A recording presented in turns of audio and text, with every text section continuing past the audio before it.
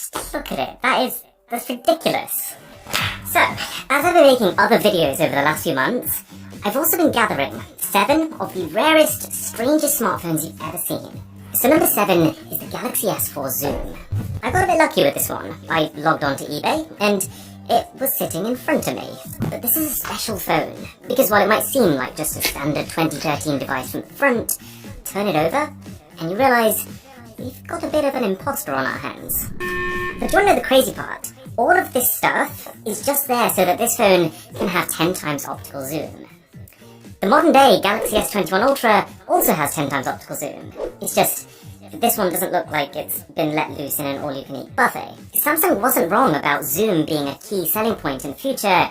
It's just that soon after this phone came out, companies figured out a more efficient way of doing it. You see, the traditional method, and how it was done on the S4 Zoom, as well as just generally point-and-shoot cameras, is to have a whole load of stacked bits of glass that, by changing the distance between them, can magnify things without losing quality. But then came the eureka moment of multiple cameras. What if, instead of just one camera that you have to put all of this movable glass in front of so it can reach all of these different magnifications, we just have 2 fixed cameras, one that can capture a wide view and one that can capture that zoom view.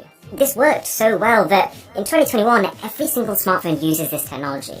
And if we test these 2 phones side by side, I mean, obviously we are comparing 2013 to 2021 here, but it's just cool that we're now at a stage where in most aspects this clever engineering paired with a bit of software magic can outperform last gen's pure optics. Number 6 is the No Phone. Number 6 is the No Phone, and it kind of looks like the pinnacle of stupidity, but it worked. And thanks to Huel for sponsoring this video. Ouch. So this is the packaging, and it's probably its best feature. No, literally, you can do more things with the bag it came in than the thing itself. And is it just me, or does this No Phone look suspiciously like another not-so-innovative device? But what this company did is played on the growing sentiment that tech is ruining our lives. They said to people, do you feel the constant urge to have your phone with you? To which most people probably said yes. Do you wish you could be less attached to it? To which most people probably also said yes. The solution is simple. Hold our thing instead. People bought their vision, this idea that the No Phone was effectively the anti-smartphone, how it's branded as taking 0-megapixel photos and having 0 gigabytes of storage, and how it's toilet bowl resistant, because it's a sheet of plastic. It was fully funded on Kickstarter. The creators were invited to all manner of interviews and even a TED Talk, and they're still selling them today, 6 years later. Although when I tried to get one, there was a serious stock shortage, and it took them like an extra month to get it to me. But that's even crazier. They're selling bundles, the couple's cure, the family plan, even the employee gift pack. And they released a follow-up device. I really wish I was joking, but this is an actual product. And I'm just sat here trying to think, what would the returns process look like on this? Hey, my No Phone Air doesn't seem to be working. Let me have a look. Seems good to me. Okay. I don't really like this phone. Can I just get my money back? Why, of course. Just, please return the device first. It's right here. With all due respect, sir, that is your hand.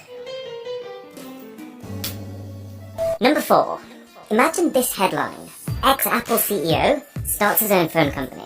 And not just any Apple CEO, this was John Sculley, the guy who kind of replaced Steve Jobs back in the day. And his idea was interesting, that most $200 budget devices at the time were purely functional. They had little to no attention given to hardware design or even software design. So Sculley created the company Obi with the goal of producing phones that had that Apple brag factor, that designed in Silicon Valley coolness, but for emerging markets like India and Africa. And just given the fact that Apple has got such a reputation for only doing things when they know they're going to be huge, the sky was the limit here. And I'd even go as far as to say that the presentation was promising. It was a great demonstration of how the company could make something both premium and practically priced. It's just, for a fashion-focused device, it sure does look an awful lot like a toilet seat. The bottom is rounded, the top is flat. It generally looks like the company built a rounded phone first, and then realised wait a second, this just looks like every other phone. Make it different. And I think this kind of mentality is also what led them to a screen that is raised above the rest of the phone. I think the idea was to prevent your fingers resting on the display itself, but yes, this is as impractical as it looks. More fundamentally though, if you're entering a new market with a new product and a new brand, then the one thing that you've got to absolutely make sure you're doing is solving a problem that people are having. Because yes, you could argue they have built a cooler phone for people who like toilets, but for the majority of the market they were targeting, being visually unique was far from the primary concern. So it flopped. They went back to the drawing board, relaunched, and it flopped again. And it wasn't long before John Scully just straight up started denying his involvement with the company. Pretty fun story. But now is where things start to get really curious. This is the K1 Impulse, marketed as the most secure device on the planet. And I've got to start by saying, this is easily top 5 smartphone unboxing experiences that I've probably ever had. So, if we take off the wrapper and the sleeve, we're left with 2 magnetic doors. And inside them is everything you could possibly expect, but also everything that you probably didn't. We've got the phone, which says, "Privacy is the new order." Feels like I'm joining a cult. We've got a beefy insert with a whole menu of paperwork, as well as a very unusually shaped case. And, of course, you can take this layer off. And as well as just a charger and a USB-C cable, you get a full 3-course meal of travel adapters. But then we go back to the top layer again, and you find a carbon fiber wireless charging pad, a pair of really quite high-end wireless earphones with a display on top that shows battery percentage. And then, take off this middle part and you've got 3 private keys, which will make sense in a minute, and then what is this? If anyone has any idea, just let me know. And if you thought it couldn't get any stranger, well, I mean, just look at it. Long story short, this may come as a surprise after that ridiculously embellished unboxing experience, but this phone was a scam. The company had built their own supposedly ultra-secure crypto data OS. These keys, you're actually meant to plug them into the phone so you can enter your own secure vault. And it's the weirdest thing, they tried to legitimize their own security by inviting people to hack them. First thing you see on this website is, hackers for $1 million. Could you ever imagine, like, any legitimate company doing this? And their number one selling point was that this was the first and only phone to run voice over blockchain protocol, or VOBUP. I mean, if we're all inventing words here, then a sub to the channel would be PUPLEBIB. You've probably heard a fair bit about the blockchain. It's the basis of Bitcoin, but at its core, it's just a decentralized way of storing data so that it doesn't belong to any one single person or company. But the issue with blockchain is that it's just not very well understood by most. So this company basically tried to use that ambiguity to make it seem like it had almost magical properties. They said to people things like, you get unlimited storage for free, because blockchain. Anyways, just before this phone came out, the guys behind it were suspected of a scam involving cryptocurrency. And it was bad timing because all of a sudden people were like, wait a second, is anything they said actually true? And sure enough, under scrutiny it turns out that the private keys were just flash drives. Almost every article covering the launch was a paid article by the company, and in the name of supposed security, most basic smartphone features like Gmail, social media, and even importing contacts did not work. And for everyone who messaged their helpline to try and get some support on this, they either got completely blanked, or they got given a 200-word essay on how these were the necessary precautions needed for VOBUP to work. Also, I'm getting the sinking feeling that what they've actually done here is just bought a cheap phone from China and then stuck this fancy casing around it and made it their own. Because otherwise, why does this look suspiciously like a 3D printed cutout? And why else would it have not one, but 2 sets of bezels?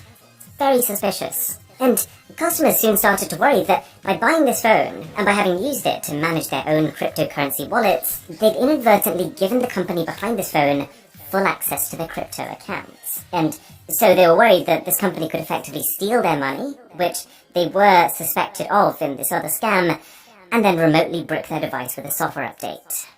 Pretty scary stuff. Okay, number 2 is rare. So rare that I couldn't find a single unopened one of these on the entire internet. And the only one that I could find literally came delivered to me in a lunchbox. The ultimate in reusable packaging, I guess. It's just a shame that there are no sandwiches included. Welcome to the Turing phone. And I've got to say, apart from the fact that this kind of feels like holding a pair of scissors on the wrong end, I think it looks gorgeous. It's an almost modular aesthetic, with each panel having a slightly different soft-touch matte finish, with one of them just straight-up dragon-scale texture. It's weird that it works, but I think it does work. And the whole thing is apparently built from liquid morphium, which is stronger than steel. But what is it? Well, picture this. It's 2015. We've had the Galaxy S6, the iPhone 6S, but Turing Robotic Industries just comes out of nowhere and says, hold up, we've got a phone that not just outspecs them, but is encrypted to keep your privacy. I wonder where we've heard that one before. These phones did get made, or at least, like, a few of them did, but most sources say that not a single one got delivered to customers. Somewhere along the line, I think it really hit this company just how hard it is to make a fully working smartphone, and how they really needed more than the 50 employees they had to do it. You know, of all markets, I'd be willing to bet that the smartphone market is probably one of the hardest for new companies to enter. It feels like everyone wants a stab at it, but at the same time, 80% of the market is controlled by literally 6 companies. Anyways, where this gets interesting is that after the Turing phone didn't work out, Turing Robotic Industries kind of started to fall into a bit of a downward spiral. They'd lost some of their reputation, so what do? They tried to tease an even more extreme phone to stay on people's minds, the Turing Phone Cadenza, with, get this, an IMAX 6K quad camera, a supercapacitor battery paired with a hydrogen fuel cell, and dual Snapdragon 830 chips, which are products that never actually existed. And so, when that too inevitably ended up with nothing, they went even crazier. They changed their name to Turing Space Industries, and teased something called the Hubble phone, with, you know, it's not even worth going through the spec sheet. It didn't happen. And so, the supposed encryption and the liquid morphium that we're getting here, well, I'm having my doubts. But no one's tested it, because no one got the phone. If you look at this company's bio, they describe themselves as a mobile technology company which develops technologies based on decentralized authentication methodology using static key exchange with an anonymous key distribution infrastructure. Point is, the one thing to take away from this video is that if a company can't tell you what they're doing for you in simple terms, then there's a pretty good chance that they're trying to hide something. Also, fun fact, I found a Reddit thread from someone who applied to work for these guys, and as part of his interview, he was tasked with doing what seems an awful lot like their job for them. They basically gave him like a 2-week-long assignment, which involved building an app from scratch with a really specific set of functions. Clever, but very sneaky. Okay, finally, the thinnest smartphone in the world. I knew I wanted to see one of these in person. I had no idea how to get one. I set up eBay alerts in case anyone listed one. I've trawled through sites like AliExpress and GearBest, probably once every 2 weeks in case any seller found they still had inventory. Nothing.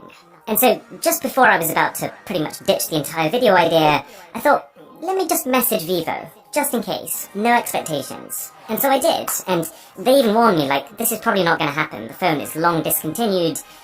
But 1 month later, I was just doing something completely different, and I got an out-the-blue email saying, we found it.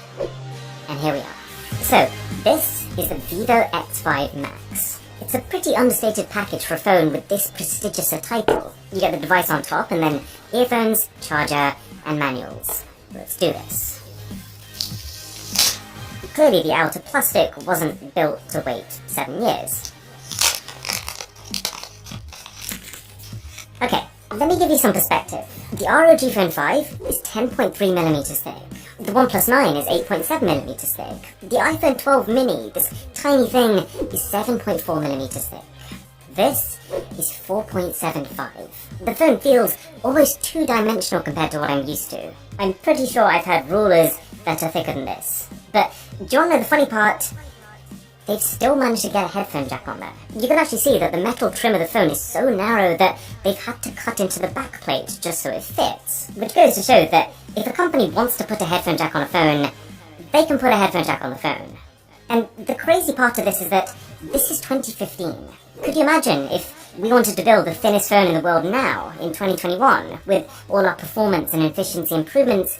We could probably make a better phone that's 3.75mm. But it's just that priorities have changed. In 2021, people want advanced camera systems and 5G and big batteries, and all of these things lead to bulkier phones.